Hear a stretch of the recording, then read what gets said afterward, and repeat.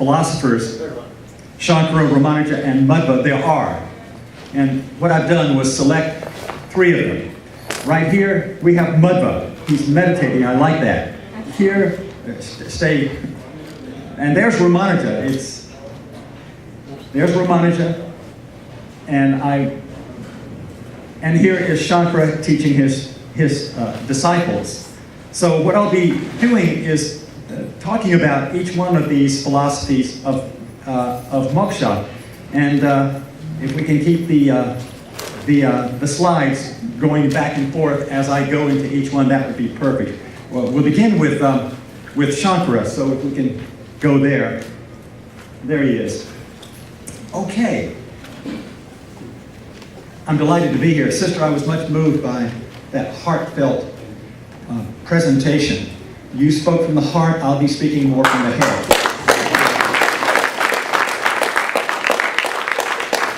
One thing I do need is more light right here so I can see my notes. If we can arrange that, leave those lights behind, out, and turn the lights on here so I can read. This is tricky, I know. No.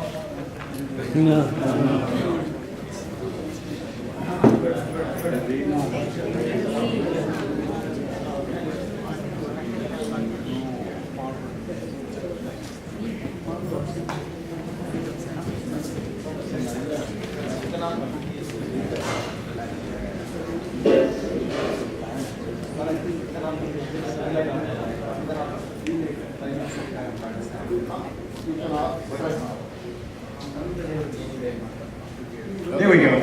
Yeah, it may not be possible. We've seen these guys. Maybe we can just leave them alone. That's probably the best we can do. Thank you.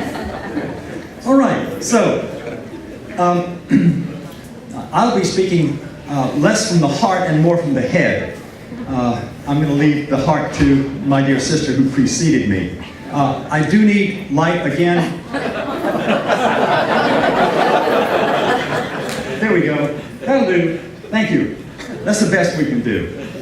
The 3 main Vedanta schools, that will be the focus of my attention today. Shankara's Advaita, Ramanuja's Vishishtadvaita, and Madhva's Dvaita. They all have different views of moksha, the liberated state, or what our sister described as happiness not tainted with sorrow. What a beautiful way to put it. Each view is consistent with the way they view Brahman or God, the soul, and the physical universe. Each philosophy, of course, claims to be the true interpretation of the Upanishads. Shankara's Advaita claims that the physical universe, including the Vedas, even including Ishvara, the Lord, is not ultimately true or real, but the ultimate reality belongs only to the infinite, eternal, unchanging, pure bliss consciousness that is Brahman or Paramatma. All that we see with our senses, even our private thoughts, Advaita claims, are not ultimately real. As Shankara says, the entire expanse of things is mere illusion, analogous to a dream. True, all these things have an empirical or conventional, vyavaharika reality, but this semi-reality is not the final story. This semi-reality is superimposed by our ignorance on Brahman, as when we imagine that a rope is a snake and treat it as such, when in fact it is just our imagination that superimposes the snake on the rope. We are like men who live out our lives in fear of that snake that we project onto the rope. We need some more light up here. Good, thank you. The rope is Brahman, the imagined snake, the product of our ignorance. Advaita claims that liberation is brought about by the removal of ignorance from our perception. This liberation arises from the destruction of the tendency in us to superimpose our egos on Brahman's pure consciousness. We accomplish this, Advaita says, by deep, persistent meditation on our innately blissful inner self or Atman, which is indistinguishable from Brahman. Once accomplished, we will see the world and ourselves for what they are, and we will want nothing more to do with them. We will yearn only for immersion in Brahman, and our desire will free us from further rebirth. So powerful is this yearning, in some cases, Shankaras, for example, that it's possible to experience liberation even before death. In such cases, death is merely the culmination of a process already begun. Advaita has a uniquely high estimate of the mystical state realized in deep meditation, when the mind or ego completely shuts down and makes room for that unspeakable bliss and serenity that advanced yogis praise as the most exalted state of consciousness available to us.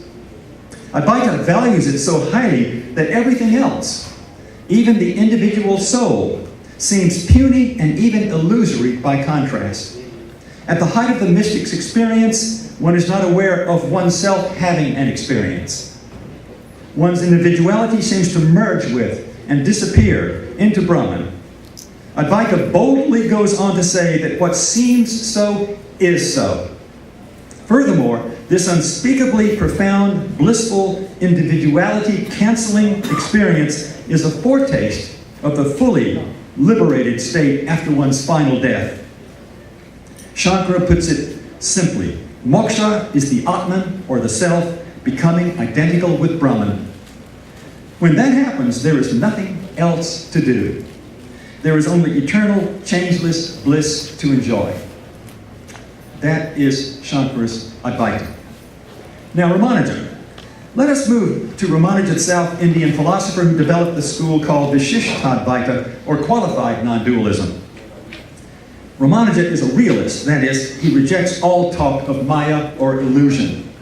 For him, there is a vast universe of material things.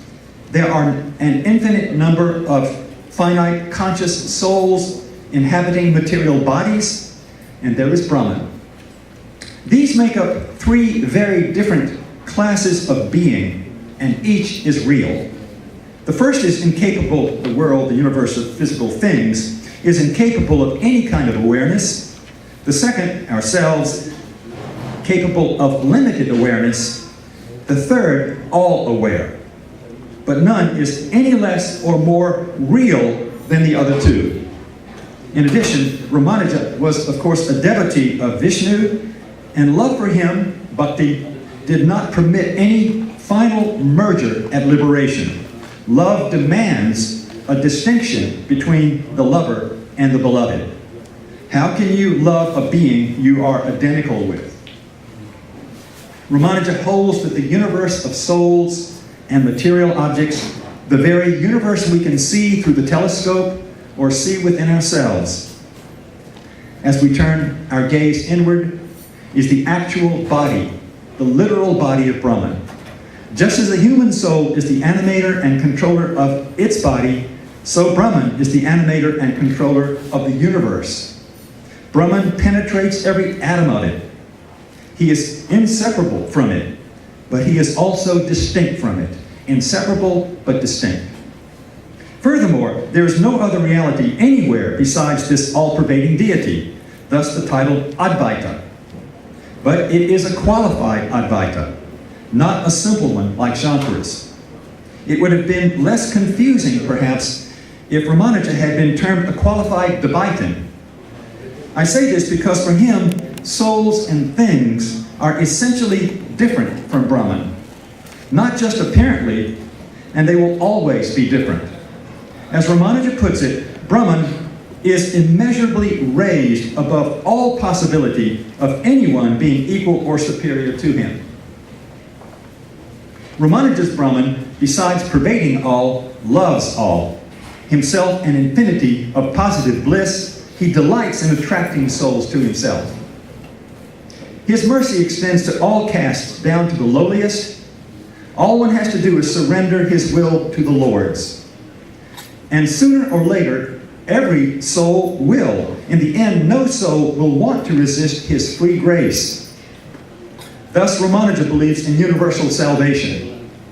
This belief is consistent with his view that all souls start out with the same spiritual equipment.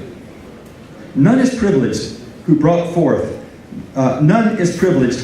forth into manifestation. What differentiates one from another is the choices each makes, their karmas over the course of their many lives.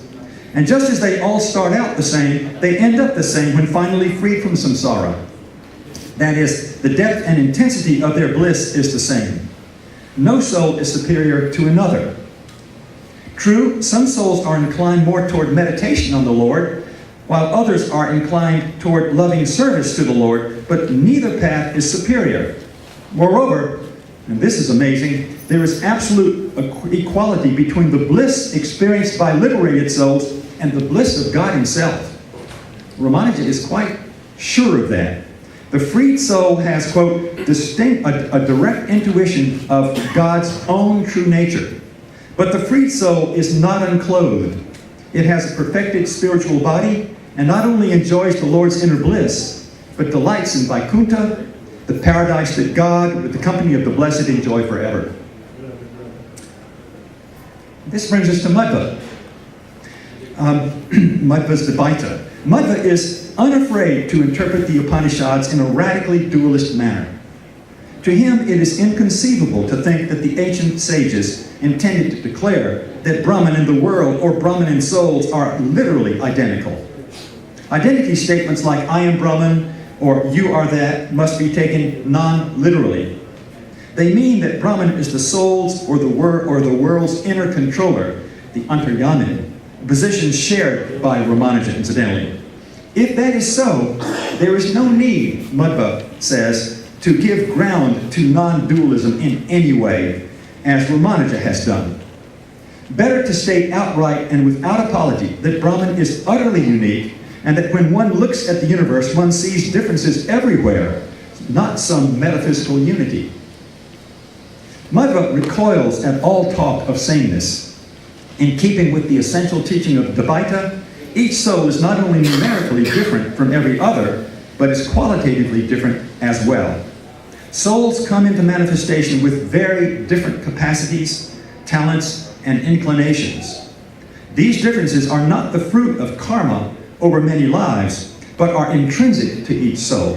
Madhva explains, just as vessels of different sizes, the rivers and the ocean are all full of water according to their respective capacities, even so, in respect of the jivas or souls, from ordinary human beings to Brahmadeva, their fullness of bliss attained through sadhanas is to be understood with reference to their varying intrinsic capacities.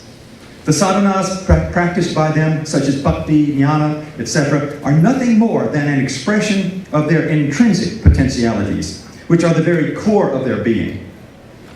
Those with limited capacities are satisfied with limited bliss, and those with comparatively greater capacities reach fulfillment with still more. You see the distinction between him then and Ramanuja. As a result, no soul's liberation experience is quite like any others. Each soul experiences as much bliss as it could ever desire, but no soul is satisfied with exactly the same degree or kind of bliss as any other. Some souls are capable of an ocean of bliss, others with only a thimbleful, each according to its innate capacity, or svarupa. Madhva envisions Vishnu's paradise, Vaikuntha, as a delightful world affording endlessly different kinds and expressions of joy. It is anything but a state in which the bodiless soul dwells passively in perpetual meditation. Freed souls do not have bodies like ours, it is true, but they do have bodies made of exquisitely refined matter which allows them to be active. They lead a life of, quote, unalloyed blessedness in blissful fellowship and communion with the Lord, unquote. In spite of gradations between them, there is no jealousy or discord. Those in a higher status would extend their help and friendship to others below them. This is another quote. And the humbler would look upon those above them with love and reverence as a true disciple would look upon his guru. As for Ramanuja's claim that the bliss of a liberated soul is as great as God's, Madhva answers that because our natures are profoundly different from God's, so must be our experience. Madhva and Ramanuja find no common ground on this issue.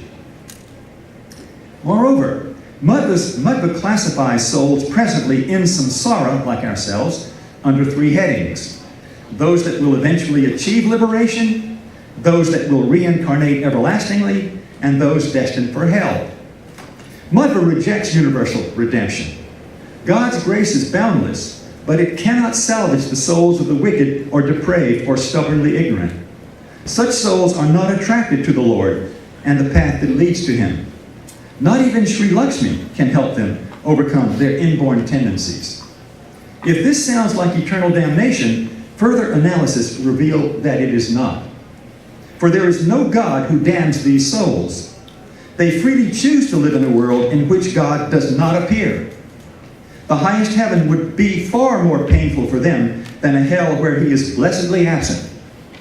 If you ask Tibetans how they came to this unusual view, unusual for India, they will tell you that common observation makes it apparent.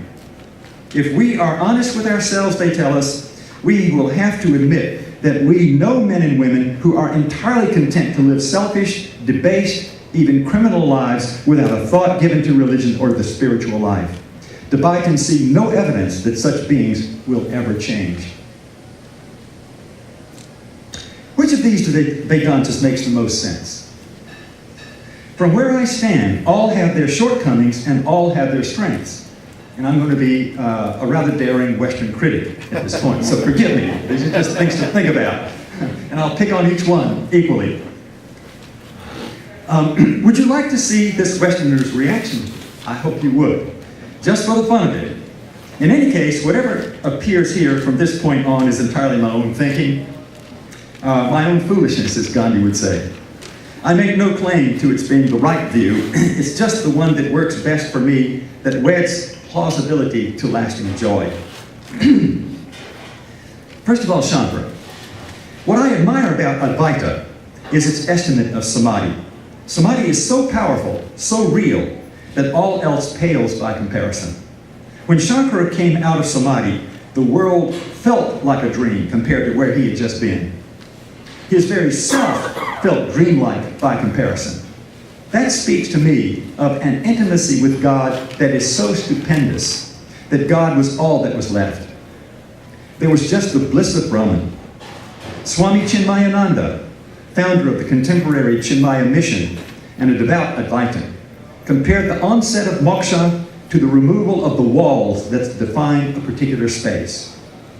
Once done, there is only one vast space. That is exactly the relationship between the liberated soul and God, he says. In other words, there is no relationship. There are not two spaces.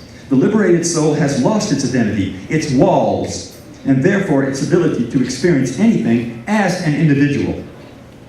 That's Shankara. The problem for Advaita, as I see it, is making room for a moksha that does not include the individual. If it's not my bliss consciousness, then whose is it? Brahman's? But Brahman has from all eternity been experiencing it.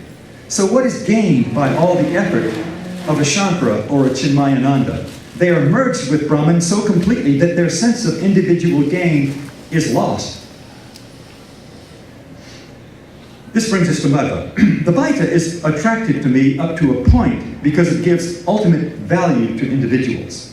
Every soul that has ever been manifested is distinct from every other, and I find that appealing. We value diversity in our family members and our friends. We even value it in twins. What makes twins interesting is not so much their sameness as their very real differences in spite of their apparent sameness. Perfect clones, exact duplicates of each other at every level, from body to personality to character, would prove a disappointment. But Advaita's commitment to an irreconcilable, irreclaimable, everlasting badness in some souls is to me unappealing. For it is difficult to reconcile this view of souls with God's perfect love and infinite power. That's my difficulty with Madhva. And many people have that similar difficulty, as most of you know. That brings us to Ramanuja's Vishishtadvaita with its doctrine of universal salvation, with each soul taking as much time as needed until it finally gets sick of sin and suffering and surrenders to the pull of God's grace and the bliss it promises. Ramanuja sees the same wickedness in some souls that Madhva sees, but he thinks the reason for it is ignorance and a poor environment rather than an innately bad character. Thus, in the long run, there is hope for everyone. In the end, God will not tolerate final defection from the immortal destiny he has built into the granite of our being. The persistent outpouring of his grace will eventually win over even the most hardened soul. Without violating the sinner's will to resist the good and the beautiful, God will skillfully attract his wayward child back to the fold, however much time it may take. Ramanuja's view of God's love and gentle but persistent power appeals to me, but his doctrine of the sameness of souls does not. If moksha is not a wonderful tapestry of souls, each having its own distinct color and shade, if it is not a supremely beautiful symphony of souls, each having its own unique sonority in that sublime harmony, then the divine design is less interesting and lovely than it could be, in my view. Madhva seems to appreciate this point much more than Ramanuja. But I part company with Madhva when he ranks each soul higher or lower than others in some kind of innate pecking order. In resisting this tendency, I side with Ramanuja. In the final analysis, I weed out what I see as the weakness in each point of view and blend their strengths. Moksha is a beatific democracy of souls, as different from each other as the engineer from the artist or the philosopher from the physicist, all equally loved by the Creator and loving him back in a manner unique to their natures, but with none favored or pedigreed above others in some kind of never-ending caste system. Now, this brings me to my own Western view of moksha. This is the moksha I'd like. Of course, whether or not it exists this way is a completely different question. Moksha can be better than even this. Moksha, remember, happiness not tainted with sorrow.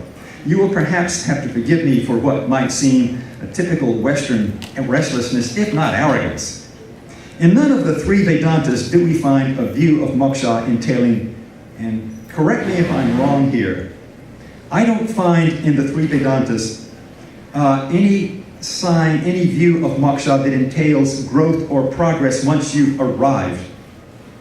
The assumption seems to be that once you're liberated, once you are done with rebirth, you have no more work to do, no more growth to look forward to. I find any static view of the liberated state unappealing.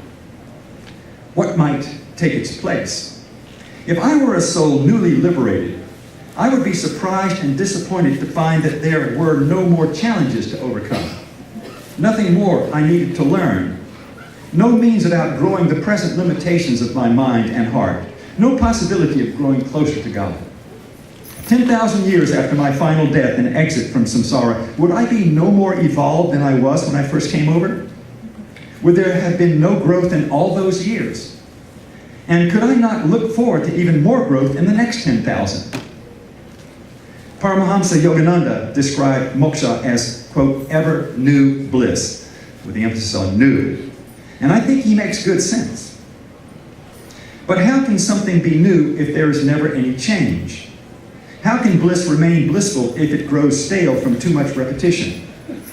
When the devotee imagines herself unceasingly fulfilled by her meditation on God, and therefore needing no further growth in bliss, has she looked at the matter perceptively?